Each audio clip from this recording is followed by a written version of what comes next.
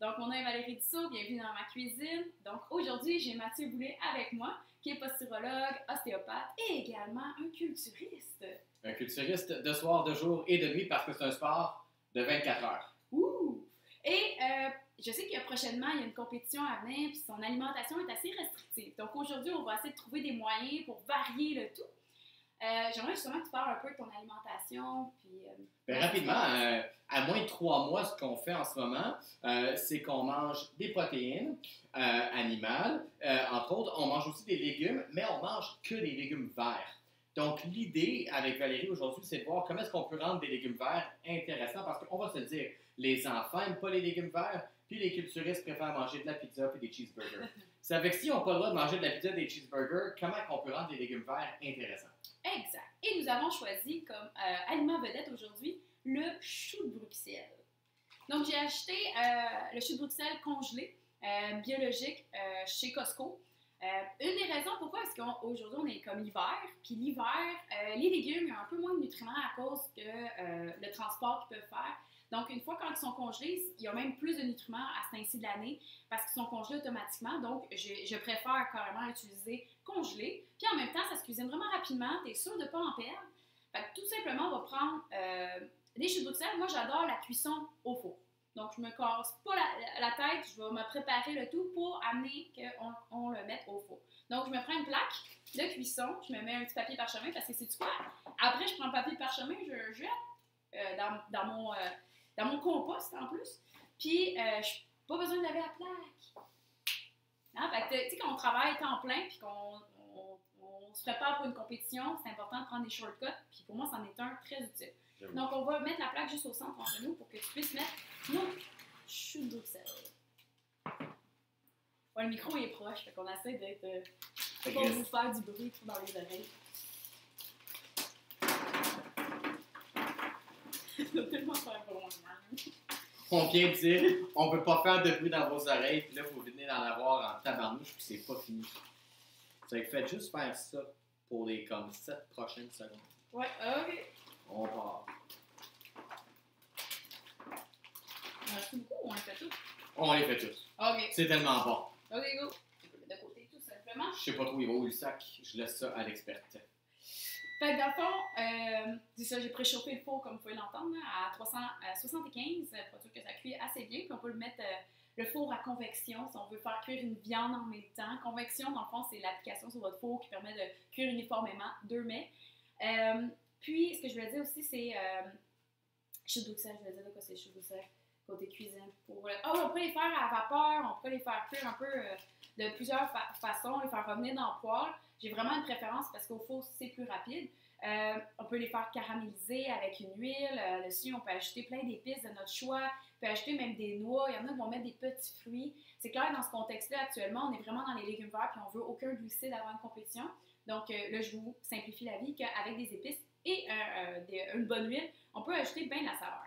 Fait que l'huile que j'ai choisie, en fait, c'est de l'huile de noix de coco à la saveur de beurre. Ça, c'est écœurant, mon ami. C'est la compagnie Saint-Francis qui le fait et je dois avouer que je l'adore. Il sent super bon. Je sais pas si tu veux le sentir, mais il sent bon, mais Wow! beaucoup. Fait que j'ai tout mis dans mon plat que j'ai fait fondre préalablement. Donc, j'ai fait fondre à la cuisinière. Fait qu'on a notre gras juste ici. Puis, je vais ajouter des épices qui peuvent bien mariner. Fait que j'ai choisi la poudre d'ail et de la poudre d'oignon, tout simplement. Fait qu'on va l'ajouter dans notre mélange de droit. D'huile, en fait. Et quand Valérie dit on va l'ajouter, ce qu'elle veut dire, c'est que c'est moi qui vais l'acheter parce que c'est moi le chef de la journée. Ah, je pensais que tu mettrais là. Ah, Ça, oui, pour bon. mélanger, puis ça va juste uniforme. Je suis le chef amateur de la journée, ce qui fait que je dois être guidé à chaque étape du processus.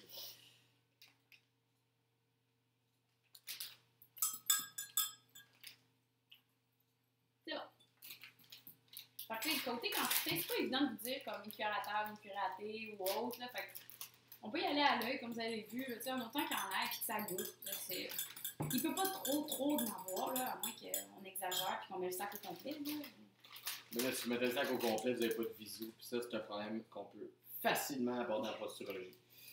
Coordination œil-main, j'ai les distances, les quantités, c'est tout du moteur. Mais bon. Moi, souvent, on ajoute plus de poudre d'oignon que de poudre d'ail parce que l'oignon va goûter moins fort. Puis tout simplement mélanger. Là, je vais te laisser quand même tourner. Là, je pensais pas qu'on ferait toutes les choux de Bruxelles, fait que je mange peut-être un peu d'huile. Ben non. Au pire, on en rajoute dessus. On peut peut-être l'allonger avec un peu d'huile d'olive. Juste pour me permettre, parce que j'ai pas eu le temps de faire fondre tout. C'est excellent. Ben, je pense. On va voir. Ça va être excellent, moi je suis même pas inquiet. Puis là, après ça, il suffit juste d'arroser vos choux de Bruxelles. Il est là en bout, tu sais. Ouais, vu le switch de la fourchette, les amis. Alors, regardez bien comment ça va marcher cette affaire-là. On va repasser ça de façon égale.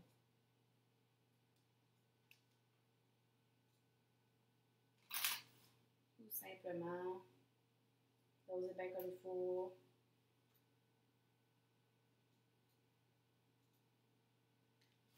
Yes! Fait que dans le fond, on va aller chercher une petite touche de beurre dans nos choux de Bruxelles. Puis, on pourrait mettre sel, poivre aussi, mais c'est un peu au goût parce que j'ai ajouté beaucoup de poudre d'ail et poudre d'oignon. On pourrait le mettre rendu dans l'assiette aussi. Puis, on fait cuire tout simplement au four à 315 pendant une vingtaine de minutes jusqu'à temps que vous preniez un couteau et une fourchette à l'intérieur puis que ça se perce assez bien, comme on sent qu'il est cuit. C'est ça. C'est pas très compliqué.